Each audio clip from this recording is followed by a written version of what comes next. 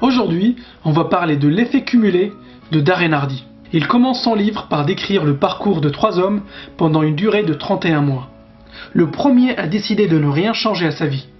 Le deuxième a acheté une grande télé, a commencé à regarder des émissions sur la cuisine. Ensuite, il a installé un mini-bar dans sa maison pour recevoir ses amis. Et le troisième a décidé de lire 10 pages par jour. Il a aussi réduit ses apports caloriques de 125 calories par jour. Il a juste arrêté de boire un café au lait tous les matins. Au cours des 9 mois qui ont suivi, rien n'a changé. Il n'y a aucune différence entre les 3 amis. Après 15 mois, tu commences à voir des petits changements. Mais au bout de 31 mois, il s'est passé quelque chose. Le premier, qui n'avait rien changé, était un peu triste parce qu'il n'était pas devenu une meilleure personne. Il n'a pas évolué. Il n'a rien appris de nouveau et sa vie ressemblait à celle d'avant. Le deuxième, qui a fait des choix négatifs, a pris 13 kilos et son couple battait de l'aile car il ne passait pas beaucoup de temps de qualité avec sa femme. Et le troisième, qui a fait des petits changements positifs dans sa vie, a perdu 13 kilos et est devenu en meilleure forme. Il va probablement vivre plus longtemps. Il est devenu plus positif et plus cultivé parce qu'il lisait 10 pages par jour de façon consistante. Il a aussi développé ses compétences professionnelles et a réussi à décrocher une promotion au travail. Darren Hardy nous explique que des petits changements positifs et de façon consistante peuvent transformer ta vie de façon radicale sur le long terme. Il explique que la première chose à faire est de prendre la totale responsabilité de là où tu es. La plupart des gens préfèrent pointer du doigt des facteurs extérieurs pour justifier leur état actuel, que ce soit l'état de leur santé, de leurs finances ou leur situation familiale. Combien de fois tu as entendu des gens dire « Ah, c'est la faute du gouvernement » ou « c'est la faute de mes parents » ou « c'est la faute de mon conjoint ». Darren Hardy nous explique que le jour où tu prends la totale responsabilité de ta vie ou de ce qui t'arrive, tu feras le premier pas vers ton succès. Car il ne croit pas en la chance. Il explique que la chance arrive quand la préparation rencontre une opportunité. Darren Hardy insiste beaucoup sur l'importance du momentum qu'il appelle Big Mo dans son livre. Pour expliquer ça, il donne l'analogie de la fusée qui décolle. Elle dépense 80% de son énergie au décollage dans les 2 ou 3 premières minutes, car elle a besoin de toute cette énergie pour quitter le sol. Mais une fois en orbite, elle n'utilise quasiment plus son énergie. Il explique que c'est la même chose qui se passe dans notre vie. Les premiers mois où tu vas commencer à lire 10 pages par jour, cela va te demander beaucoup d'énergie et aussi beaucoup de discipline pour te motiver à lire tous les jours.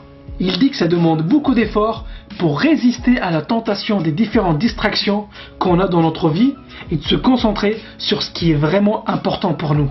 Et c'est justement là où se fait la différence entre ceux qui réussissent et les autres. Ta mission est d'éliminer toutes les influences négatives de ton environnement pour créer un environnement propice à la productivité et l'efficacité. Tu dois garder une trajectoire positive dans la direction de tes objectifs. Pour cela, tu dois apprendre à réagir aux influences qui t'entourent pour rester sur la bonne trajectoire vers ton succès. Et voici les 3 types d'influences aux forces qui t'entourent. Interne, ce qui se passe dans ta tête et aussi ceux avec quoi tu nourris ton esprit.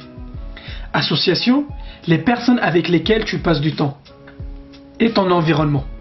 Si tu veux optimiser les performances de ton cerveau, tu dois être super vigilant quant au type d'informations que tu envoies à ton cerveau. Car c'est ce qui nourrit ton esprit.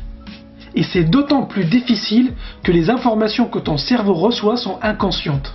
En fait, notre cerveau n'a pas pour mission de nous rendre plus heureux ou plus riches. En fait, il s'en tape de ça. Son but est la survie.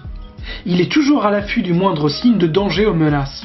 D'ailleurs, c'est pour ça que les journaux diffusent en permanence de mauvaises nouvelles. Car on regarde de façon beaucoup plus attentive quand c'est une mauvaise nouvelle ou un fait divers.